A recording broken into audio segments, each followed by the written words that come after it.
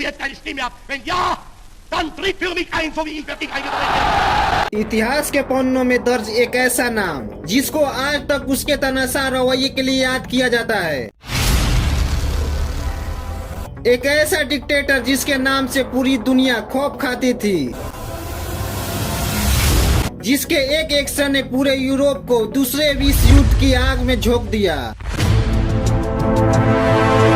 एक ऐसा नाम जिसके बाद दुनिया में कहीं किसी ने मनमानी की तो तुरंत उसी नाम से बुलाया जाने लगा। राष्ट्रवादी स्कूल का एक ऐसा विद्यार्थी जिसने न केवल जर्मनी बल्कि दुनिया के कई मुल्कों के लोगों में अपने देश और गुट के लिए गर्व की भावना और जोश पैदा कर दिया।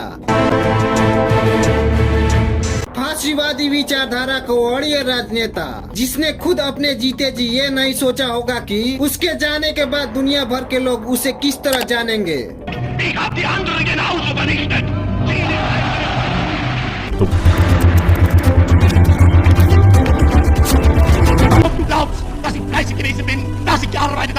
It is difficult to track down one single event that sparked the conflict, for ultimately it was a series of events that conspired together to eventually light the flame of war.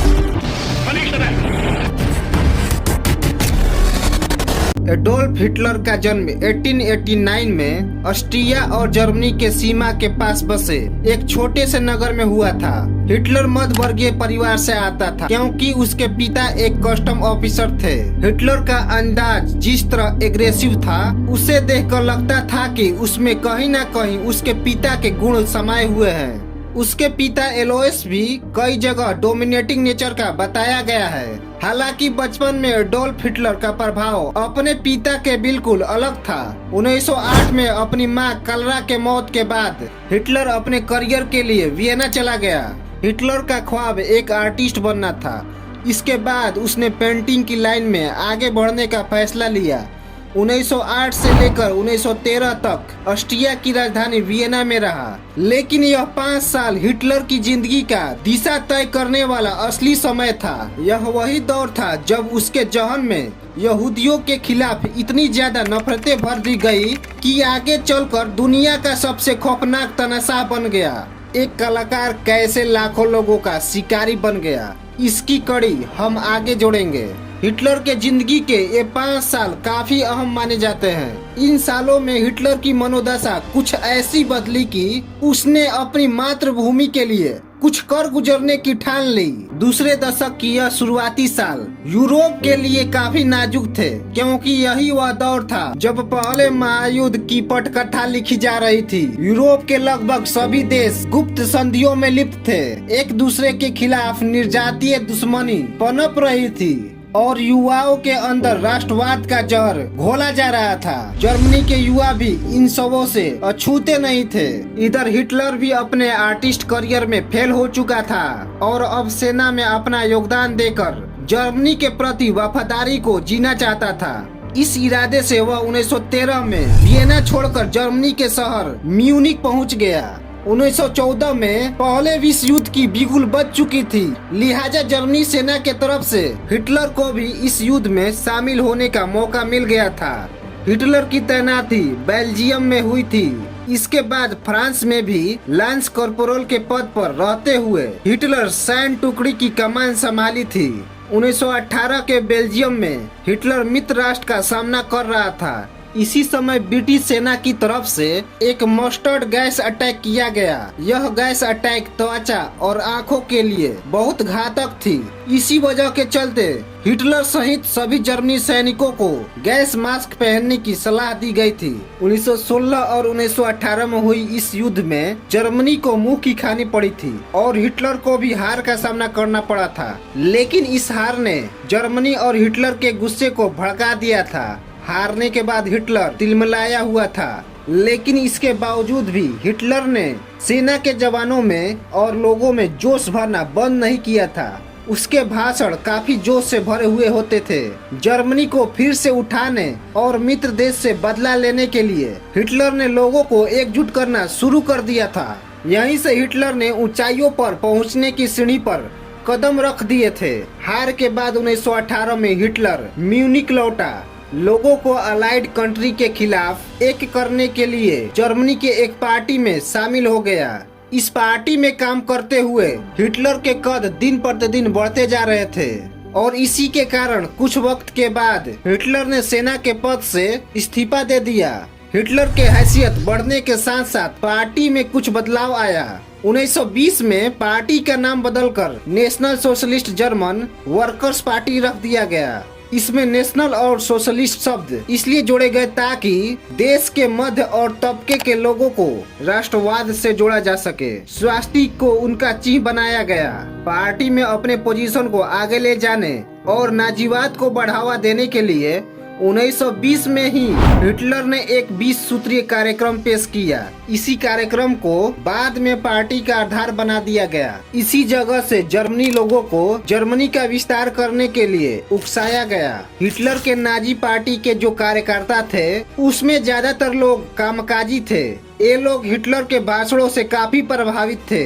कार्यकर्ताओं में अपने nation के लिए फिर से खड़े होने और लड़ने के लिए जान फूंक दी गई थी। उनके दिमाग में यह बात घर कर दी गई थी कि जर्मनी में एकमात्र नस्ल रहनी चाहिए, वह है सिर्फ आर्य, ना कोई यहूदी और ना कोई साम्यवादी। हिटलर अपने ओजस्वी भाषणों से पूंजीवाद और मार्क्सवाद विरोधियों को एक करके और यहूदियों के खिलाफ जहर घोलकर न्यू जर्मन ऑर्डर बनाना चाहता था।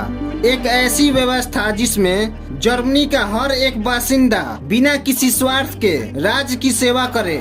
मजबूत होते यूरोप के सबसे कट्टरपंथी दल नाजी दल का मकसद अब स्थानीय सरकार को हराना था। हिटलर के भाषणों से साफ हो चुका था कि अब वह तानाशाह की तरफ बढ़ चुका था। वह यहूदियों से बहुत ज्यादा नफरत करता था। वह ऐसा संदेश पूरे देश में फैलाया कि अगर जर्मनी की आज यह हालत है तो इसमें सिर्फ यहूदियों का पूरा पूरा हाथ है। अब नाजी पार्टी इतनी मजबूत हो चुकी थी कि उसके पास अपनी एक सैनिक थी। 1923 आते आते उसके अपने फोर्स में 15,000 से ज्यादा विद्रोही शामिल थे। उसके पास हथियार का जकीरा था। इसके बाद 1925 में नाजी पार्टी की सदस्यता बढ़कर 25,000 हो चुका था और 1929 आते आते यह संख्या बढ़कर करीबन 2 लाख हो गई। वक्त भी मानो नाजियों का साथ दे रही थी। पहले विश्व युद्ध की त्रासदी के चलते जर्मनी आर्थिक संकट झेल रहा था। लाखों लोग अपना रोजगार खो रहे थे। इधर 1929 की महामंदी के चपेट में आने के बाद जर्मनी जिस उधारी के सहारे चल रहा था वे भी खत्म हो गए थे। सरकार के खिलाफ लोगों की नाराजगी बढ़ रही थी। इधर हिटलर का कद भी उसी तरह बढ़ रहा था। हिटलर के बढ़ते कद का प्रभाव आम चुनावों में साबित हो गया। नतीजा यह हुआ कि 1928 में जिन नाजी पार्टी को महज 80,000 वोट मिले थे, जबकि 1932 में हिटलर को 1,40,00,000 वोट मिले। आम चुनावों में नाजी पार्टी एक बड़े दल के रूप में उभर कर सामने आ गई। उसे लगभग 37% वोट मिले, जिसके दम पर वह राइक्सटॉक में 230 सदस्यों को लेकर पहुंचा। इन चुनाव नतीजों के बाद से ही हिटलर का हुक्मरान बनने का सफर शुरू हो गया था और शुरू हो गया था वह अध्याय जिनकी वजह से पूरी दुनिया आज हिटलर को अब तक का सबसे खूंखार और दुर्दांत तानाशाह मानती है। अपने 13 साल के सफर में हिटलर को सत्ता का बुखार ऐसा चढ़ा कि उसने एक के बाद एक हत्याएं करता चला गया। दूसरे विश्व युद्ध की शुरुआत आखिरकार हिटलर के अड़ियलपन से हुई। दोस्तों, 1932 के चुनाव में नाजी दल को बड़ी सफलता हाथ लगी। इसी के बाद से ही हिटलर को जर्मनी का चांसलर बना दिया गया था। 1933 में जैसी ही नाजी पार्टी पावर में आई, वह अपना रंग दिखाना चालू कर दिया। चांसलर बनने के बाद यहाँ पहले से चली आ रही वाइमर गणतंत्र व्यवस्था को भंग कर दिया गया। वाइमर व्यवस्था जर्मनी की लोकतांत्रिक व्यवस्था थी, जिसकी नींव फर्स्ट वर्ल्ड वार के पहले से रखी गई थी। हिटलर ने मार्च के महीने में एक कानून पारित किया। इस कानून में यह लिखा गया था कि अब से हिटलर के हाथ में ही पूरी सत्ता होगी। इसी क्रम में जुलाई के महीने में सरकार की तरफ से एक तुगलकी फरमान जारी कर दिया गया। इधर राष्ट्रपति हिंडनबर्ग कैंसर से जूझ रहे थे। तबीयत बिगड़ने के चलते अगस्त महीने के शुरुआत में ही उनकी मौत हो जाती है। हिंडनबर्ग की मौत हिटलर के लिए बड़ा मौका बनकर सामने आया था। उनके मौत के बाद सेना ने यह डिसाइड किया कि जर्मनी के चांसलर के साथ साथ राष्ट्रपति भी हिटलर ही रहेगा। हिटलर जर्मनी का अब सर्वोसर्वा बन गया था। हिटलर के 2 अभियान अभी भी बाकी थे, जिनमें एक था जर्मनी से यहूदियों को सफाया करना और दूसरा था पूर्व की तरफ से चढ़ाई और दूसरे महाविश्व युद्ध की शुरुआत। साल 1936 मार्च का महीना था। वहां से शुरू हुई इस अध्याय की पटकथा, जिसके परिणाम हमें नागासाकी और हिरोशिमा में परमाणु हमले के रूप में देखने को मिलता है, जहां पर हम बात कर रहे हैं दूसरे विश्व युद्ध की पृष्ठभूमि की। दूसरे विश्व युद्ध की शुरुआत 1939 में हो चुकी थी, लेकिन यह भी उतना ही सही है, इसकी पृष्ठभूमि 3 साल पहले बन चुकी थी, जिसका शुभारंभ किया था हिटलर ने। मार्च 1936 में जर्मनी के सेना के मना करने के बावजूद हिटलर ने अपने सैन्य टुकड़ियों को आदेश दिया कि वह राइन नदी के बाएं तट को अपने कब्जे में ले लिया जाए। इसके 2 साल बाद साल 1980 में हिटलर ने ऑस्ट्रिया पर कब्जा कर लिया। उसने ऑस्ट्रिया में जर्मन सरकार की घोषणा कर दी। दूसरे विश्व युद्ध की खत्म होने तक फेडरल स्टेट ऑफ जर्मनी ही कहा गया। इसके बाद 7 नवंबर को पेरिस में जर्मनी के एक राजदूत को गोली मार दिया गया था। जिस शख्स ने गोली चलाई थी वह महज 17 साल का एक नाबालिग था और पोलैंड में रहने वाला एक यहूदी। बस इसी बात का हवाला देते हुए नाजियों ने यहूदियों को घेरना शुरू कर दिया। हिटलर पहले ही मन बना चुका था कि वह हर हाल में न केवल जर्मनी बल्कि ऑस्ट्रिया सहित पूरे यूरोप से यहूदियों को निकाल फेंकेगा। उस राजदूत की हत्या उन लोगों के लिए एक बहाना थी। 9 नवंबर को उस राजदूत के मौत के बाद से ही न केवल जर्मनी बल्कि ऑस्ट्रिया और दूसरे इलाकों में यहूदियों के खिलाफ सामूहिक हिंसा शुरू हो चुकी थी। इस दंगों में कई यहूदियों की जानें गई और कईयों को तो जेल में डाल दिया गया। 1941 का यह साल यहूदियों के लिए कयामत बनकर टूटा। 1941 से 1945 के इन 4 सालों में लाखों यहूदियों को मौत की घाट उतार दिया गया। इन 4 सालों में नाजियों ने पूरे सिस्टमैटिक ढंग से यहूदियों की हत्या करना शुरू कर दिया। इस पूरे नरसंहार में हिटलर ने जघन्यता की हदें पार कर दी थी। उसने यहूदियों को मारने के लिए 2 तरीके निकाले। पहला मास शूटिंग, यानी एक बड़ी तादाद को एक साथ खड़ा करके गोलियों से छली कर दिया जाए, और दूसरा तरीका था जिसके तहत कुछ किलिंग सेंटर बनाए गए थे, जहां यहूदियों को ऐसी कंडीशन में रखा जाता था जहां ऑक्सीजन ना हो और दम घुटकर उनके दुश्मनों की मौत हो जाए। ये सभी हत्याएं दिन के उजाले में की जाती थी। क्या बच्चे, क्या बूढ़े, क्या जवान, नाजियों ने किसी को भी नहीं छोड़ा। जहां भी देखो सिर्फ मौत का मंजर था। सबूत बताते हैं कि मास शूटिंग के जरिए पूरे पूर्वी यूरोप में 20 लाख से ज्यादा यहूदियों को मारा गया। 1941 में ऑपरेशन T4 के तहत करीबन 80,000 यहूदियों को गैस चेंबर में डालकर मौत की सजा दी गई। इधर दूसरे विश्व युद्ध भी समानांतर चल रहा था। 1942 में समीकरण जर्मनी के खिलाफ जाने लगे थे। मिस्र में हिटलर को मुंह की खानी पड़ी थी। इन 2-3 सालों में हिटलर को मारने की भरपूर कोशिश की गई, लेकिन कोई सफलता हाथ नहीं लगी। 1944 जुलाई का महीना था। ईस्ट प्रेशिया में हिटलर ने एक कॉन्फ्रेंस बुलाया था, जहां पर वह मरते मरते बचा। 1944 से 1945 के दरमियान बाजी पलट चुकी थी, क्योंकि अलाइड फोर्सेस अब हावी हो चुके थे।